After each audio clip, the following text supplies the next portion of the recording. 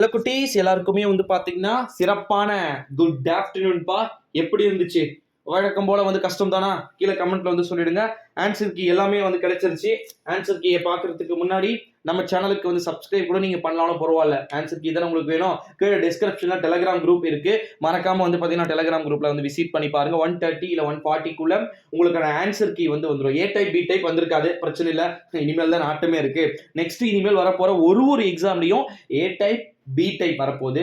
So மச்சான், இல்லை உன் ஃப்ரெண்டு யாருன்னா இருந்தாங்கன்னா கூட அப்படியே ஆன்சர் எட்டி பார்க்கறது, ஆன்சர் கேட்கறது, ஃபர்ஸ்ட்டுக்கு காதை தொடுறது, செகண்டுக்கு மூக்கை தொடுறது, இதெல்லாம் இருக்கவே இருக்காது. ஏன்னா ஏ டைப் பி டைப் அப்படின்னு சொல்லிட்டு கொஸ்டின் வந்துடும். ஸோ அதனால வாய்ப்பு இல்லை. ஸோ 11th ஸ்டாண்டர்ட் இங்கிலீஷ்க்கு 12th இங்கிலீஷ் ரொம்ப டஃப், தமிழ் ஈஸியா இருந்துச்சு. 12th 11th தமிழே டஃப். இப்போ இங்கிலீஷ் எப்படி இருந்துச்சுன்றத கீழே கமெண்ட்ல சொல்லுங்க. ஏன் நான் இதை சொல்றேன் அப்படின்னா, பசங்க எக்ஸாம் எவன்டா அவன் கொஸ்டின் பேப்பர் தயாரிக்கிறான் அப்படின்னு சொல்லிட்டு அந்த ஹேஷ்டேக் ட்ரெண்ட் பண்ற மாதிரி justice for 11th students, justice for 11th Tamil அப்படின்னு சொல்லிட்டு இருக்கக்கூடிய ஒரு வேளையிலே 11th ஸ்டாண்டர்ட் இங்கிலீஷ் பப்ளிக் எக்ஸாமுக்கான டோட்டல் ஃபுல் ஆன்சர் கீயுமே பார்த்தீங்கன்னா கீழே டிஸ்கிரிப்ஷனில் நம்மளுடைய டெலிகிராமில் இருக்குது. மறக்காமல் ஜாயின் பண்ணிக்கோங்க.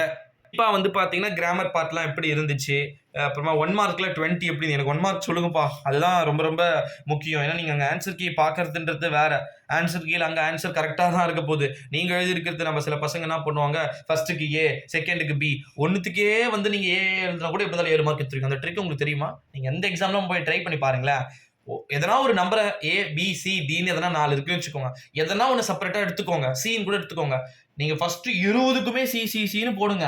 கண்டிப்பாக 7 to 6 மார்க் நீங்கள் எடுத்துடலாம். இதெல்லாம் ட்ரிக்கு. ஆனால் பட் நான் ஒன்று, நீங்கள் அந்த மாதிரி எதுவுமே பண்ண மாட்டீங்க. உங்களுக்கு அங்கே மைண்ட் போன உடனே தான் இதுதான். ஏன்னா அங்கே போன உடனே கொஸ்டின் பேப்பர் பார்த்தோன்னே நம்ம என்னமா மாறிடும், புத்திசாலியாக மாறிடும். ஏதோ புக்கே நம்ம தான் தயாரிச்ச மாதிரி மாறிடும்ல. ஸோ அதனால இதுதான் ஆன்சர் அப்படின்னு சொல்லிட்டு எழுதிடும். ஆனால் வெளியே பார்த்தா என்ன ஆகுது, அடச்சா அப்படின்னு சொல்லிட்டு இதுக்கு ஒரு வார்த்தை கூட நான் சொல்லலாம். பட் ஆனால் அது இப்போ ஸ்டூடெண்ட்ஸாக இருக்கீங்களான்னு சொல்ல முடியல.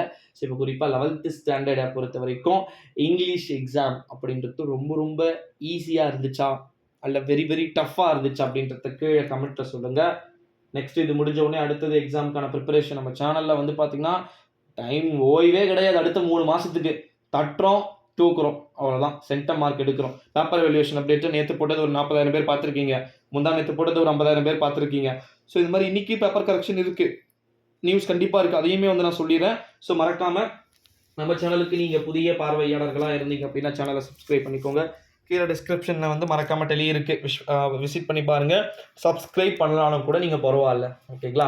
ஃபஸ்ட்டு சேனலுடைய டெலிகிராமில் ஜாயின் பண்ணிக்கோங்க. சில குட்டீஸ், நன்றி, வணக்கம். அடுத்ததாக 11th ஸ்டாண்டர்ட் ஃபிசிக்ஸ் ஆர் அக்கௌண்டன்சியில் எல்லாத்தையும் பார்க்கலாம். Thank you so much.